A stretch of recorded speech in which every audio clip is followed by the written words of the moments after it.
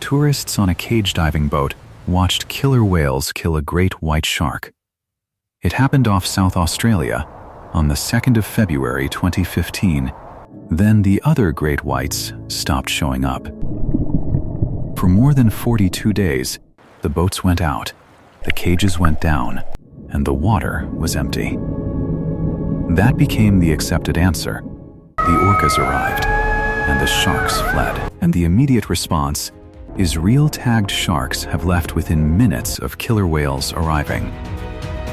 But researchers later took that same 42-day threshold and searched 12 years of records at this one site, counting every time the great whites vanished for longer than that. They found 6. Only one of those 6 happened when killer whales were detected. 5 prolonged disappearances with no killer whale visit recorded in the available observations. So the fear is real. The explanation was incomplete, and what actually empties that water most of the time is still genuinely an open question. Now, you might be thinking the obvious thing. Maybe the orcas were there and nobody saw them. At almost any other place in the ocean, that objection would end the discussion. At the Neptune Islands, it is much harder to make. That matters first, because the monitoring that makes the count trustworthy also makes the unexplained gaps harder to dismiss. 2 different records are doing 2 different jobs here, and it matters which is which. The shark absences come from sightings and from tag detections. The killer whale record comes from observations made around the site, people seeing them. Start with those people. Cage diving with white sharks in Australia is permitted in exactly one location, the Neptune Islands, about 70 kilometers south of Port Lincoln. Operators run trips there through the year on a restricted schedule, drawing sharks in with fish oil and minced tuna. Their livelihood depends heavily on sharks showing up. If a boat spends a day on the water and nothing shows up, that is not a missed observation. That is a bad day at work, and it gets recorded. Then there is the part that needs nobody watching. Researchers maintain an acoustic receiver array anchored around those islands, and every tagged shark that passes within range is logged automatically in the dark, in bad weather, on days when no boat leaves the harbor. Tourism boats search the surface while receivers listen beneath it. Together, those records make the Neptune Islands one of Australia's most intensively monitored white shark sites, and they have been running that way for over a decade. So a conspicuous or prolonged killer whale visit is more likely to be noticed here than at a remote, rarely observed stretch of coast. But notice the asymmetry. The receivers do not detect Orcas killer whales are not the tagged animals. Shark presence is measured 2 ways. Orca presence is only ever observed. No monitoring is perfect, and there are days without boats and gaps in the weather, which is why the honest phrase stays not detected rather than not present. The claim is not that no orca was ever there. It is that across years of people watching a site for a living, none was recorded.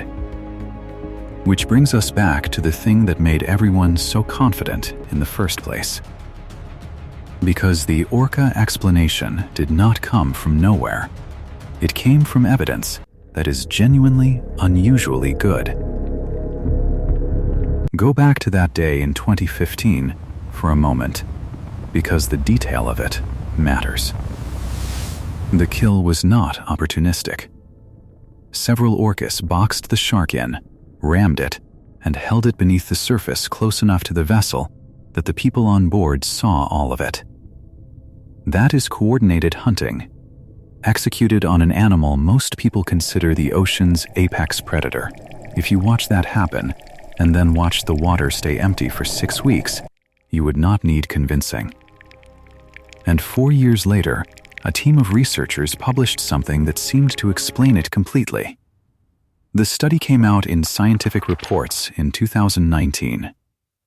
Salvador Jorgensen and his colleagues had been working at Southeast Farallon Island, a jagged piece of rock in the Pacific about 30 miles west of San Francisco. It is a heavily studied white shark aggregation site because every autumn elephant seals haul out there, and where the seals go, the sharks follow.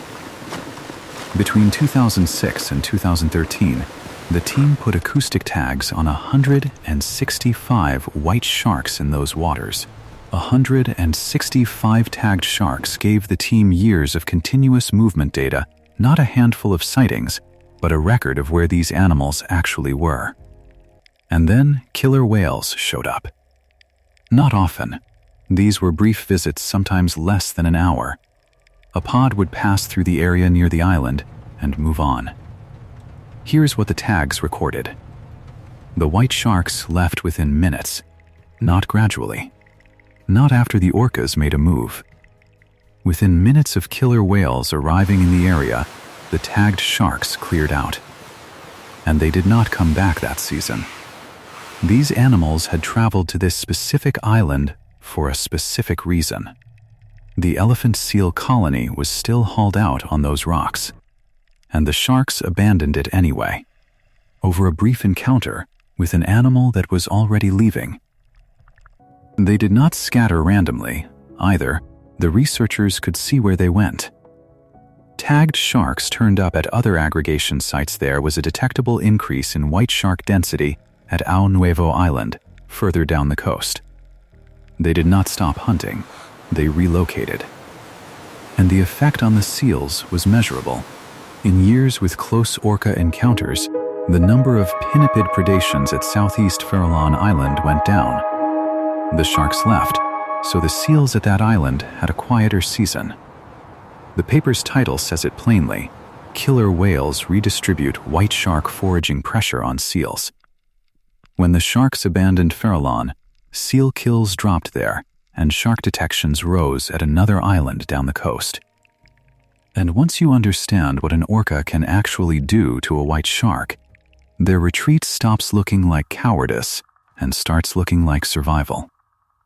A great white's liver is enormous and filled with energy-rich oil.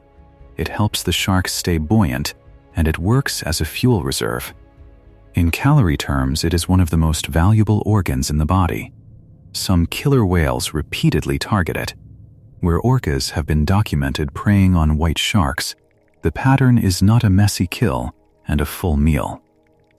The carcasses turn up, with the liver removed. In several documented cases, much of the rest was left behind. That tells you what kind of encounter a white shark is facing. Not a rival that might chase it off a seal, a larger predator that hunts in coordinated groups, that has been observed working as a team to flip and immobilize a shark, and that goes for one specific organ. So consider the trade the shark is making. Stay and risk becoming prey.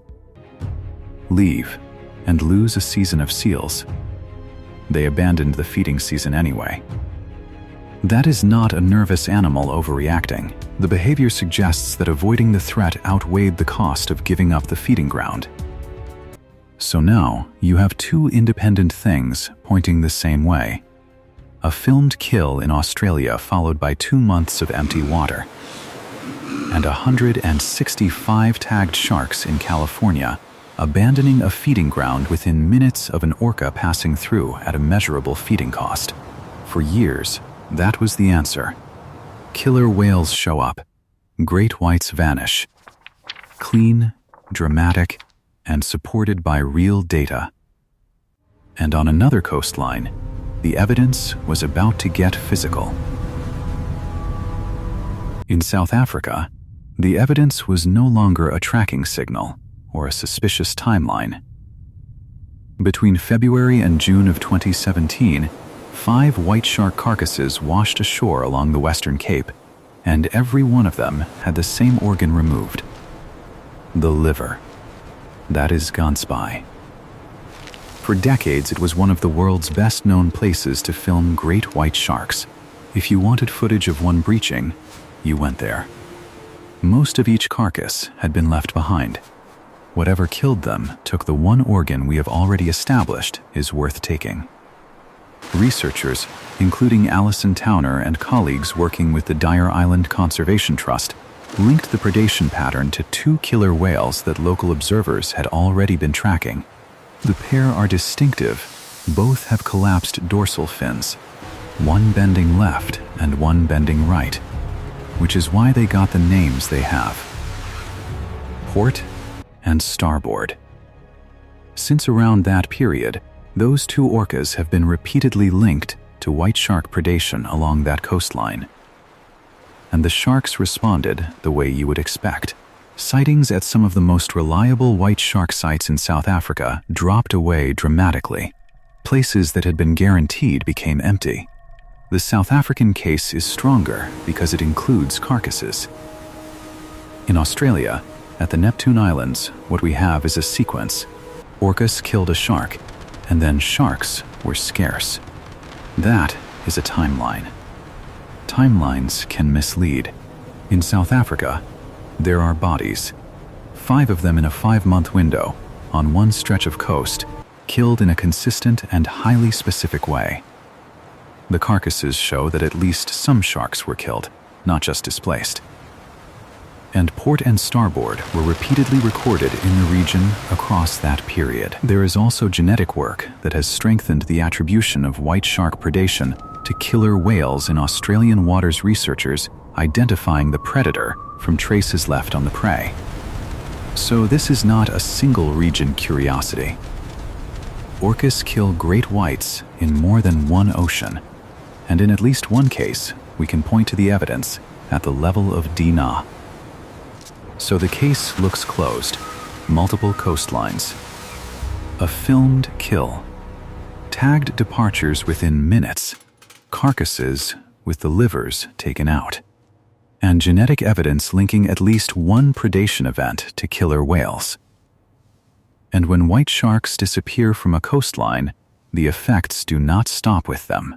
Further along that same coast is False Bay, and Seal Island, for years one of the most reliable places anywhere to watch a white shark hunt. Researchers monitored that bay from 2000 onward. The sharks were steady until about 2015. Then the sightings fell away, and by the middle of 2018, they had stopped entirely. What the survey recorded next is the part worth sitting with. Cape Fur seal sightings rose more than 5-fold. Seven-gill sharks, a species that had essentially not been seen at Seal Island while the white sharks were there, moved in and stayed. And then the level below that gave way. The small fish the seals hunt declined. So did the smaller sharks the seven-gills hunt. Take the animal off the top, and the effect does not stop at the animal below it. It keeps going down. Which is why where did the sharks go is not an academic question. The answer decides the response. If 2 identifiable orcas are driving them out, that is one problem. If prey has moved, protecting the wrong coastline will not bring them back. If fishing pressure somewhere else along their range is the cause, watching for orca fins will not help at all. Get the diagnosis wrong, and you treat the wrong thing. By this point, every major line of evidence pointed the same way. That was precisely the problem, because nobody had tested the baseline. Then, somebody counted. In 2026, researchers asked the question nobody had asked in 2015. Was that 2-month disappearance actually unusual? It sounds almost too simple. It is the whole study. A team led by Isabella Reeves, publishing in the journal Wildlife Research, went back to the Neptune Islands, the same place as that filmed kill, to find out. Because here is the thing nobody had checked. Everyone knew the sharks vanished for 2 months after the orcas killed that white shark. What nobody had established was whether great whites at that site vanish for 2 months anyway. When something dramatic happens and something unusual follows it, the human brain does not naturally ask whether the second thing happens on its own. It links them. The kill was witnessed. It was filmed. and the empty water came afterwards, so the empty water became a consequence. To break that link, you need a baseline: how often the sharks disappear when nothing dramatic has happened at all. Nobody had that number. So Reeves' team combined 12 years of acoustic telemetry with sighting records from the operators who are out there almost every day, and counted every absence longer than 42 consecutive days, a threshold that separates prolonged absences from routine gaps. Sharks come and go from a site constantly, a few days here, a week there. Count every one of those and you drown in noise. Across 12 years, they found 6. Before I tell you the number, make a guess. 6 long disappearances at a site where killer whales are known to hunt white sharks, where a kill was filmed. How many of the 6 do you think lined up with orcas? Hold that number. Of those 6 prolonged absences, the number that overlapped with a recorded killer whale visit was 1. 1 out of 6. If you guessed higher, so did everyone else. That is the whole point. And then there is the sharpest detail in the study. The single longest absence in the entire 12-year dataset was not the famous one. It was not 2015. It was not the one with the filmed kill, the tourists, and the 2 months of empty cages. There was a longer gap than that, and it happened with no killer whales detected at all. The most dramatic disappearance is the one everybody remembers. It is not the biggest one in the record. Detected. Again, not absent. No attack or killer whale visit appeared in the available records. And as we established, this is a site where that kind of activity is far more likely to be recorded than most. Imagine you had been standing on that boat in 2015, watched the killer whales take that shark apart, and then watched the water stay empty for 2 months. You would draw the obvious conclusion. Anybody would. Now imagine you had been standing there during the longest absence in the dataset instead. Same empty water. Same weeks of nothing. Longer, in fact.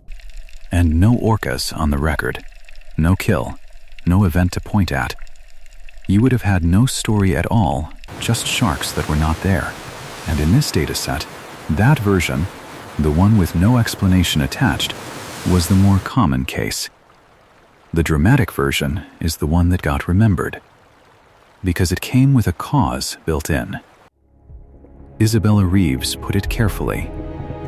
Killer whales, she said, can absolutely trigger an immediate response from white sharks. But they are not always the whole story when it comes to long-term shark disappearances. Her claim was narrower than the headline version and more interesting. The flinch is real. The 2-month vanishing act is a different question, and orcas do not answer it. So, if it wasn't orcas, what was it? The data removes the easy answer. It does not supply a replacement. The researchers found no demonstrated cause for the other 5 absences. Charlie Huveniers, one of the study's authors, said that long absences of white sharks at the Neptune Islands are more likely to reflect natural variability in white shark residency than a behavioral response to killer whales. Natural variability. In practical terms, residency changes from year to year, even when researchers cannot identify a single trigger. 4 possibilities remain, and each one makes a different prediction. Prey. The seals and sea lions these sharks come for are not evenly available across the year. Colonies have cycles: breeding, pupping, molting, and a site worth visiting in 1 month may be worth much less 2 months later. If food density drops below some threshold, a shark that leaves is not fleeing anything. It is commuting. What would support it? The absences should cluster with the lean part of the prey cycle. But that comparison has not been made across the full dataset. A 12-year count of when sharks were missing is not the same study as a 12-year count of what was there to eat, and the second one has not been laid over the first. Temperature. White sharks can hold parts of their body warmer than the water around them, and that shapes where hunting is efficient. A small temperature shift can change both the shark's energetic costs and where its prey concentrates. What would support it? The long gaps should line up with measurable temperature anomalies. That is a testable prediction, and it is the kind of thing a future study could settle. This one did not set out to. The individual animals. One tagged shark may return to the same island every year. Another may cross an ocean and skip the site entirely. When we say the sharks left, we are describing a pattern across a set of individuals, each with its own route. This one is different from the others, because it may not be a cause at all. It might mean there is nothing to explain that a site simply has quiet years the way it has busy ones, and we only noticed because one quiet stretch happened to follow a killing. And us. Those boats do not just watch. They release fish oil and minced tuna into the water, and researchers have spent years testing whether that activity changes when sharks arrive or how long they remain. When the observation can influence the thing observed, separating cause from effect gets genuinely hard. 4 candidates, and not one of them demonstrated as the cause of these specific gaps. They also do not stand on equal evidence. The 6 absences and the single orca overlap are counted data. That prey cycles and water temperature shape where sharks hunt is well supported in general, but untested against these particular gaps. That baiting affects residency here is an open research question, and the idea that some years are simply quiet is not an explanation at all. It is what remains when the others fail. 4 different tiers of evidence, and the difference between them is the difference between knowing and guessing.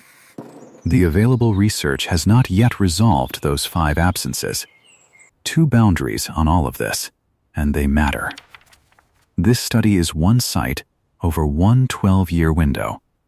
It does not tell us orcas were innocent in South Africa, the carcasses in Gansby were real, the livers were removed, and nothing in an Australian dataset touches that.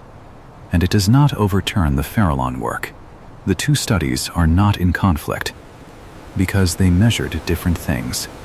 The Farallon study captures the flinch, what sharks do in the minutes after orcas arrive. The Neptune Islands study tests the calendar, what explains the long gaps across 12 years. One measured the reaction, the other measured the pattern. A shark can be genuinely frightened of killer whales and also be absent for 6 weeks in a year when no killer whale visit was detected nearby. Fear explains the flinch. It does not explain the calendar, which leaves a more human explanation for why the orca story lasted so long. The final explanation may be less about sharks than about us. We saw the kill, watched the water empty, wrote orcas beside the gap, and stopped asking what caused the other 5. Killer whales make a better villain than sometimes the sharks are elsewhere, and better stories spread. That is the quiet cost of a satisfying explanation. It can stop the next question. And notice how the correction arrived. Nobody found a new species. Nobody deployed some new technology. A team took a dataset that already existed, asked whether the famous event was actually unusual, and counted. That is it. That is the whole method. Establish the baseline before you accept the cause. It is not dramatic work. It does not produce footage. But it is the difference between knowing something and merely believing it. And in this case, it took a story that had been repeated for years and put a hole straight through the middle of it without overturning the original evidence. And none of that makes the fear imaginary. Great white sharks avoid killer whales. That is not in question. What was wrong was believing the fear explained everything.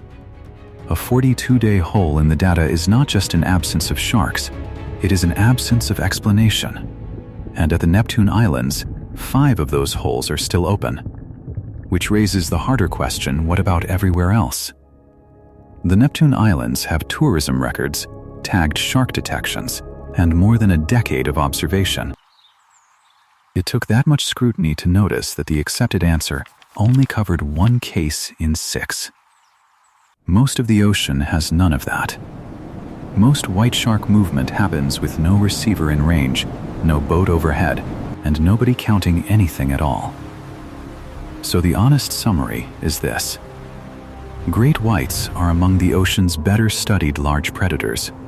We have tagged hundreds of them, and yet even at this closely monitored Australian site, with 12 years of records, researchers still cannot say where the sharks went during 5 prolonged absences, or why they left. 5 disappearances are still waiting for an answer. Somewhere beyond the last receiver, the story keeps going. Of those 4 explanations, prey, temperature, the individual animals, or the boats themselves, which one should researchers test first? And if you guessed a number back at the count, tell me what you guessed before I said it. And if you want documentaries that follow the evidence instead of the myth, that check whether the famous answer was ever actually tested, that is what this channel does. Subscribe, and the next one finds you. Because this is not the only predator story where the popular explanation turned out to be incomplete. There is a version of this same mistake sitting inside almost every fact you think you know about the ocean's biggest hunters, a dramatic event, a confident explanation, and a baseline nobody ever measured. That is the next one.